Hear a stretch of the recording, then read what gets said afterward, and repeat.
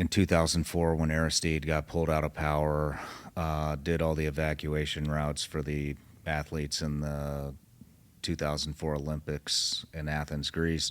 Pulled some sniper overwatch for a NATO convention in Istanbul, Turkey. But it wasn't challenging. It was all, Yeah. I mean, looking back, it's pretty bullshit work. And then came back, got surged over to SEAL Team 2. Actually, that deployment, that's why we lost Afghanistan. We surged over to Team 2. I don't know if you guys were doing this back then. You might have been over at Dam Neck already, but they just needed more guys in country, so they did this big surge. Yeah. Kind of funny, right? We need more guys in country. Go to Germany. Yeah. You. But anyways, we came back, went to Afghanistan. Still didn't really do like a whole lot in Afghanistan. We relieved the Red Wings team. Okay. Got another thing that disgruntled me with the Marine Corps asked us to piggyback because they were going to go clear that whole valley out. Right. And, which would have been like the dream op, right? Sure, yeah. Like you just killed all our guys, wiped out an entire platoon. We want revenge. We want to go in and kill these guys. And our command master chief, he didn't want us to do it. So he pulled us from the op, and which everybody in the platoon was like, Yeah. you did what? Why not us? You pulled us from the op? Yeah, we're going to go work in Kandahar with the Kansoft guys. We're like, all right, whatever. So we go down to the Kandahar and to work with the Canadian Tier 1 guys, which those guys were awesome. But we did a couple of I don't even know if you would really call them raids, but kind of like soft hits, grabbed some prisoners, took them back. But it just wasn't like, I was like, man, I didn't really I came here to fucking go to war, and like this is just a bunch of rules and stipulations and politics, and this admiral's in a pissing match with this general. This isn't for me. I was like, I came here to serve my country and go to war, and I'm getting tired of these people telling me you got to earn the right to serve your country and earn the right to go to war. Great. Sorry that you joined in the 90s and there wasn't shit going on until now, but I came here to go to fucking war. So put me in war or I'm leaving. And that's the attitude that I had. Probably not the best attitude, but it was not the best attitude. Looking back, I should have been more patient, but I had decided I was getting out after that. I was like, this is ridiculous. I'm in Afghanistan and we've done like a couple of ops.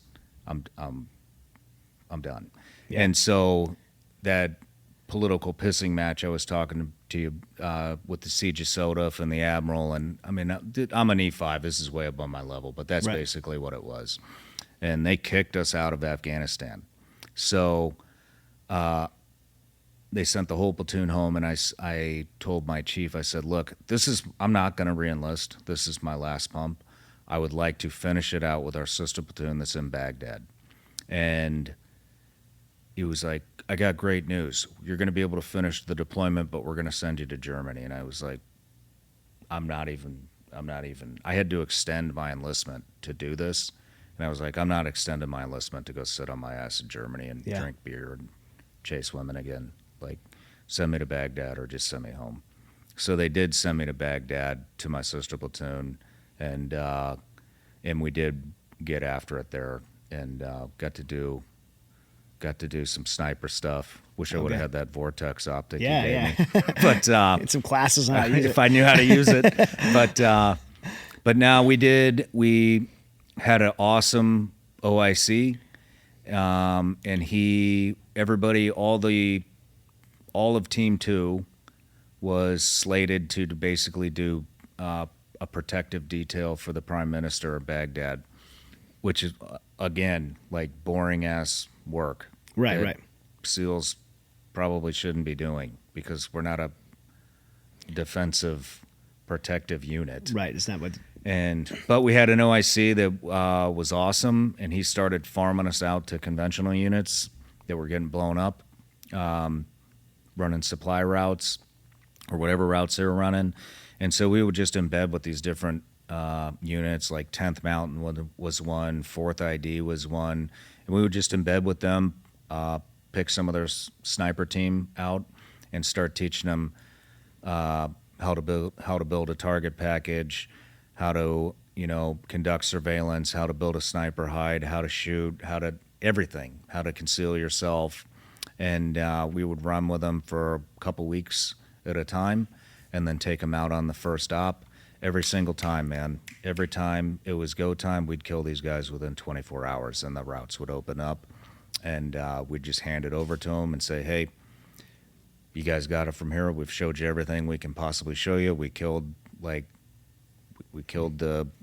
cell, and it was so we just bounced around Baghdad and the outskirts of Baghdad, attaching to units and just Awesome. shooting IED people. Yeah, that's the time. Soleimani's around that time putting Yeah. EFPs out there. Yep, that Yeah. was it. Yeah. That was it. Yeah. So then I almost re-enlisted, but I was like, man, I don't know. I'm like getting close to 6 years in here, and I had like 3 months of combat. I don't want to go another 6 years for 3 months of combat. And a lot of my buddies were screening to go over to development group, but that was another 5-year commitment. And I was like, Yeah. man, if I get over there and it's just a bigger budget with cooler gear to do the same, Right. then I don't want to waste my time chasing women and drinking booze. Even though I love chasing women and drinking booze, like that's Right. not, why I did that. I could have gone to college. Yeah, exactly. So maybe I should have been an infantry Marine. Yeah, that's kind of lifestyle.